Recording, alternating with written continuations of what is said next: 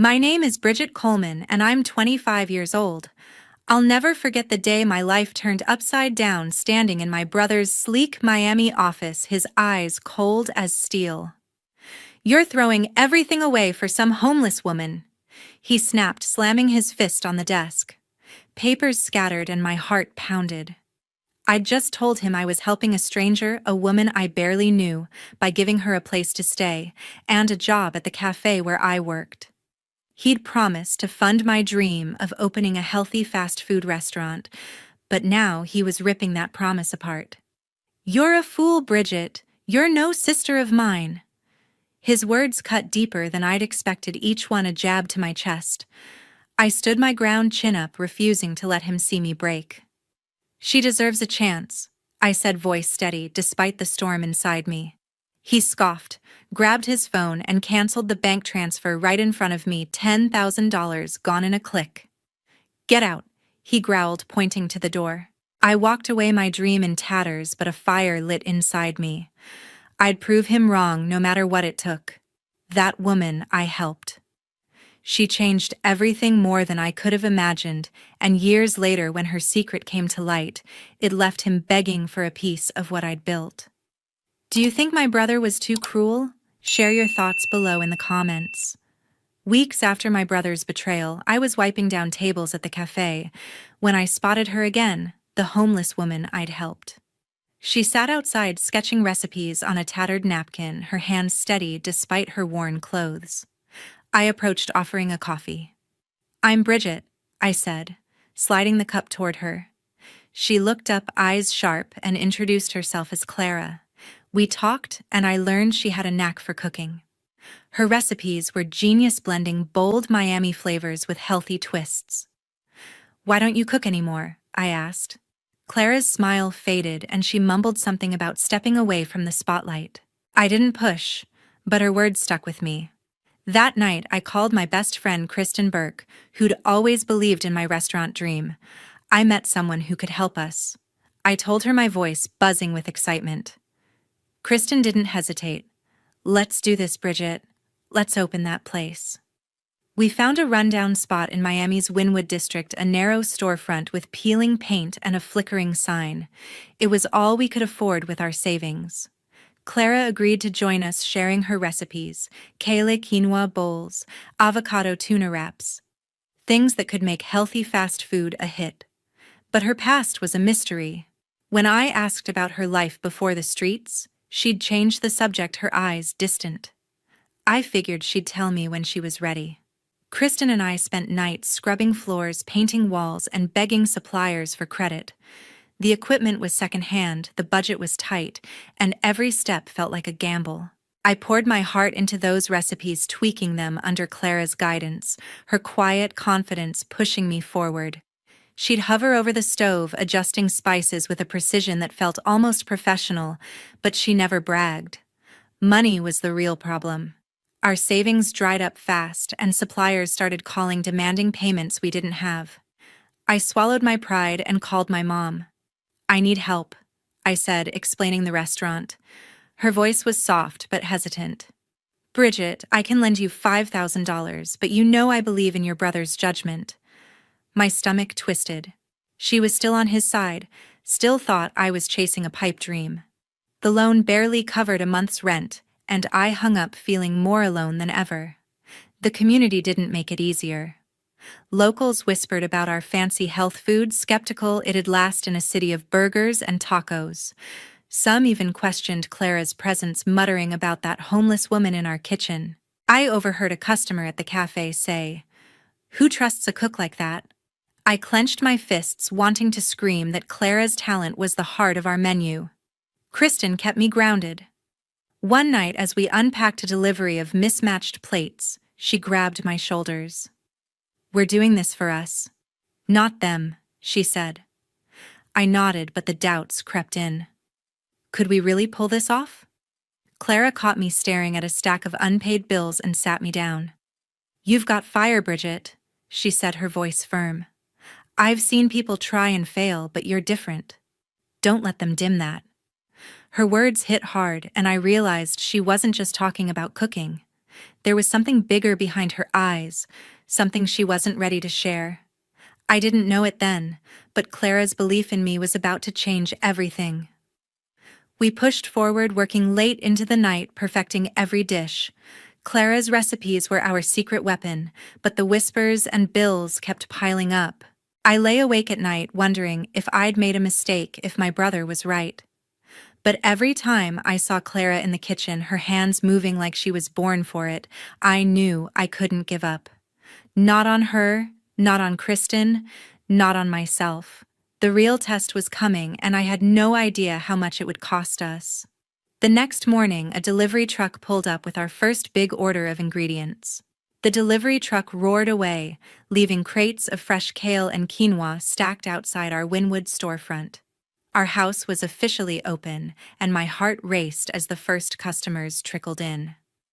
I stood behind the counter watching a young couple bite into Clara's avocado tuna wraps, their eyes lighting up. "This is unreal," the guy said, nudging his girlfriend. I grinned, but my nerves were still on edge. Kristen buzzed around taking orders, her energy infectious. Clara stayed in the kitchen, her hands a blur as she plated orders with precision. We'd done it, our healthy fast food dream was alive in Miami's food scene. But every order felt like a test, every customer a chance to prove we belonged. 2 weeks later, a woman in a sharp blazer walked in, her notebook in hand. She introduced herself as Susan Marsh, a food critic for Miami Bites. My stomach flipped, her reviews could make or break us. She ordered a kale quinoa bowl and sat quietly scribbling notes. I hovered near the kitchen, whispering to Clara, "This is big. We can't mess it up." Clara just nodded, her focus unbreakable as she drizzled a citrus vinaigrette. When Susan took her first bite, she paused, then smiled. "This is bold," she said, locking eyes with me. "You're onto something here." By the next morning, her review hit the internet, calling our food a game changer in Miami's fast food scene. Orders poured in, and our tiny dining area was packed for the first time. Kristen high-fived me behind the counter, her voice a squeal. "We're actually doing this." Susan didn't stop at the review. She emailed me a week later inviting our restaurant to the Miami Food Festival, a huge event showcasing the city's best eateries. "Your fresh take deserves a spotlight," she wrote. I read the email aloud to Kristen and Clara, my hands shaking. This was our shot to go big, to show Miami we weren't just a flash in the pan. But the festival was only a month away, and we barely had enough staff or supplies to keep up with our current demand. Kristen grabbed a notepad, already planning. "We'll need a bigger menu, more hands, everything," she said. Clara chimed in, suggesting a new dish, a spicy mango chicken wrap to wow the crowd. I felt a surge of hope. But it didn't last long. Whispers started creeping in, quiet at first, then louder. Customers began asking strange questions. "Is your chicken really organic one?" Woman demanded, her brow furrowed. "I heard you cut corners on ingredients." My jaw dropped. I'd spent hours vetting suppliers to ensure quality. Kristen overheard another table muttering about cheap produce and shot me a worried look. It didn't take long to figure out the source. My brother had been talking, spreading lies about our ingredients to his industry contacts. A supplier tipped me off, saying he'd heard my brother at a networking event claiming our restaurant was a scam that wouldn't last. My blood boiled. He wasn't just cutting me off, he was trying to bury us. I confronted Kristen and Clara in the kitchen after closing my voice tight. "He's sabotaging us," I said, slamming a dish towel on the counter. Kristen's eyes narrowed. "He's scared you're going to outshine him," she said, her tone fierce. Clara stayed quiet, but her jaw clenched like she knew more than she was letting on. I didn't push her. There was no time. The festival was our chance to prove him wrong, and we threw ourselves into prep. Kristen trained 2 new part-timers, teaching them to handle the rush. I stayed up late perfecting the menu with Clara, who tweaked recipes like a master. We stretched our budget to buy extra ingredients, skipping sleep to practice plating. Every night I checked our online reviews, wincing at new comments echoing my brother's lies. Overpriced and sketchy, one read. Each word felt like a punch, But I refused to let it stop me. The festival loomed closer and the pressure mounted. We were betting everything on this, our reputation, our dream. Kristen kept us focused, cracking jokes to ease the tension, but I could see the worry in her eyes. Clara worked harder than anyone, her hands steady even as orders piled up. I caught her staring at a photo of the festival's logo one night, her expression unreadable. "You okay?" I asked. She nodded, but something in her eyes told me she was holding back. I didn't know what, but I trusted her. We had to make this work no matter what my brother threw at us. A week before the festival, Kristen burst through the door, waving her phone, her eyes wide with excitement. "Tara's throwing her birthday party this weekend," she said, scrolling through a text. "She wants us there, says it's a big deal." I nodded, but my stomach twisted. My cousin's parties always drew family, and that meant facing my brother. I hadn't seen him since he spread lies about our restaurant's ingredients. But Tara was family, and I wouldn't let him keep me away. "We're going," I told Kristen, forcing confidence into my voice. She grinned, already planning our outfits. The party was at a rooftop venue in downtown Miami, packed with string lights and industry folks from the food scene. Tara Quinn, my cousin, spotted us and rushed over, pulling me into a hug. "Bridget, you made it?" she said, her smile bright as she turned 28. Kristen handed her a gift and we mingled, but my eyes kept darting to the crowd. I spotted my brother by the bar, laughing with a guy in a tailored suit. Kristen nudged me. "Don't let him get to you," she whispered. I gripped my drink, determined to keep the night peaceful. It didn't stay that way. Tara pulled me to the center for a birthday toast. "To family and chasing dreams," she said, raising her glass, her eyes flicking to me. "Like Bridget's restaurant built with heart and Clara's incredible recipes." The crowd clapped, but my brother's voice cut through. "Recipes? You mean that homeless woman's scraps?" he sneered, stepping forward. The room hushed and my blood boiled.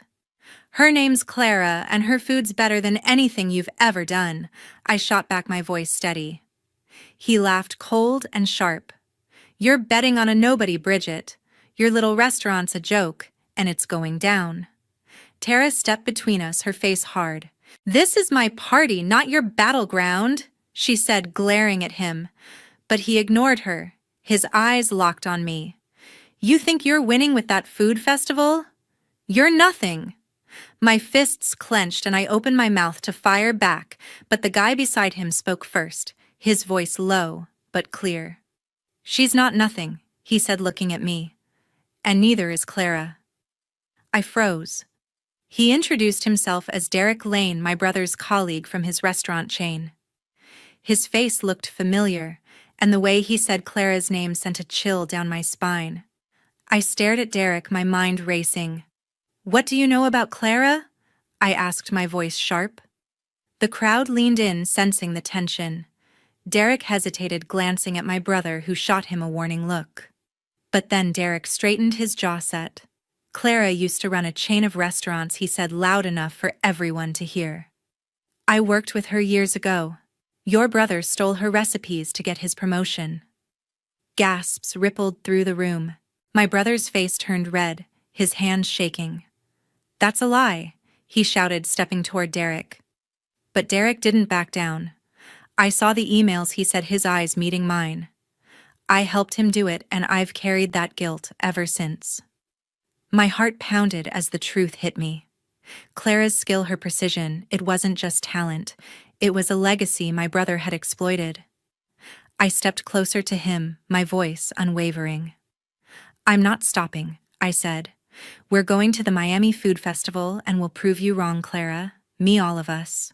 The crowd murmured, some nodding in support. Tara grabbed my arm, her voice fierce. "You've got this, Bridget," she said. Kristen stepped up beside me, her eyes blazing. "We're with you all the way." My brother's face twisted with rage, but he said nothing.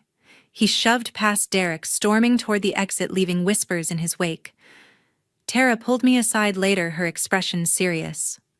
"I had no idea he was this low," she said. "You don't deserve this." I nodded, grateful, But my mind was on Derek's words. Clara had a past she'd kept hidden, and my brother was part of it. I didn't know the full story, but I knew I'd fight for her legacy. As we left the venue, Kristen's phone buzzed with a new email. She stopped in the parking lot, her face tightening as she read it aloud. Check Miami foodie forum. People are trashing your restaurant. My stomach dropped. I grabbed her phone, scanning the posts. They claimed our quinoa was moldy, our fish was frozen, even our smoothies were watered down. Regulars were canceling bookings, and our online reviews tanked overnight. This isn't random, I said, my voice shaking. It's Steven. Kristen nodded, her jaw clenched. He's hitting us where it hurts. Back at the restaurant, the damage was clear. Tables that were packed last week sat empty. A loyal customer, a gym owner, approached me hesitantly. Bridget, I heard you're using cheap ingredients, he said, frowning. Is that true? I assured him our suppliers were top-notch, but his doubt lingered. Kristen overheard slamming a stack of menus down. He's trying to sink us before the festival, she said. Clara, prepping in the kitchen, paused, her knife hovering over a mango. She didn't speak, but her eyes burned with something unspoken. The Miami Food Festival was 3 days away, and we couldn't afford this hit. Then the landlord called. Got an offer to buy the building, he said, his tone clipped. Some corporate guy wants you out fast. My heart raced. I pressed for details, and he mentioned a shell company tied to my brother's restaurant chain. Steven wasn't just spreading lies, he was trying to evict us to crush our dream before we could shine at the festival. I hung up, my hands trembling.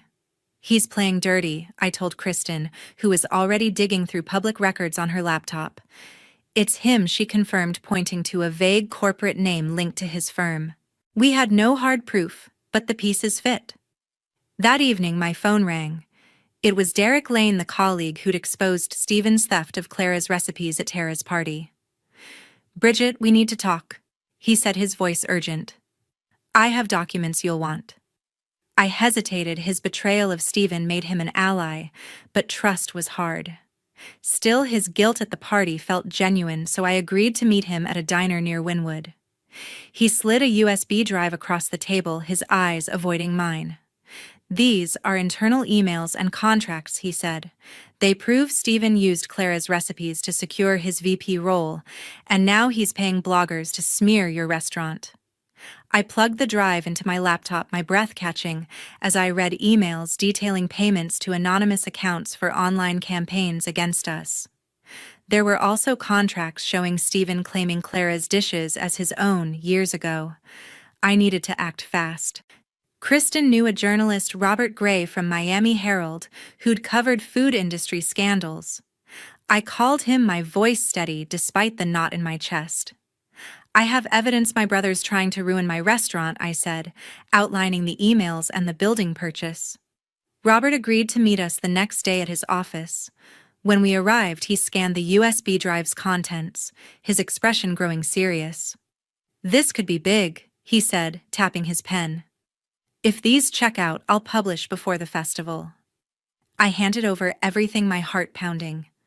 Kristen squeezed my shoulder. We're fighting back, she said. Robert moved quickly.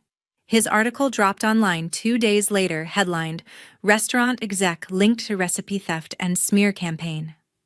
It exposed Steven's payments to bloggers for false reviews, and his theft of Clara's recipes backed by the emails and contracts from Derek. The story spread like wildfire across social media, food blogs, and even local news.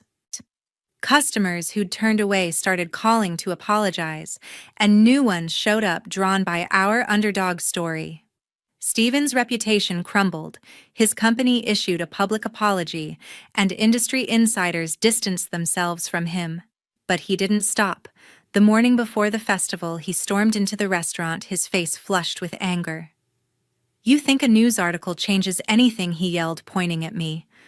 Customers froze, forks in hand.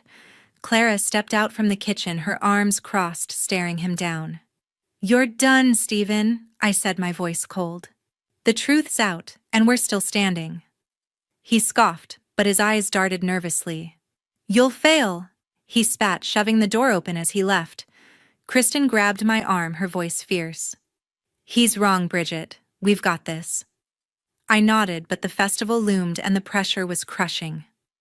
As I locked up that night, Clara pulled me aside, her voice low.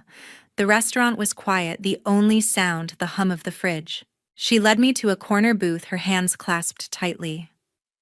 Bridget, there's something I need to tell you, she said, her eyes searching mine. I sat down, my heart racing. Clara had always been private, her past a mystery beyond the recipes she'd shared. After Derek's revelation at Tara's party, I knew there was more to her story, but I wasn't prepared for what came next. I wasn't always like this. Clara began, her voice steady but soft. 20 years ago, I owned a chain of restaurants, Newman's Bistros. They were the talk of Miami, built on my recipes. She paused, her fingers tracing the edge of the table.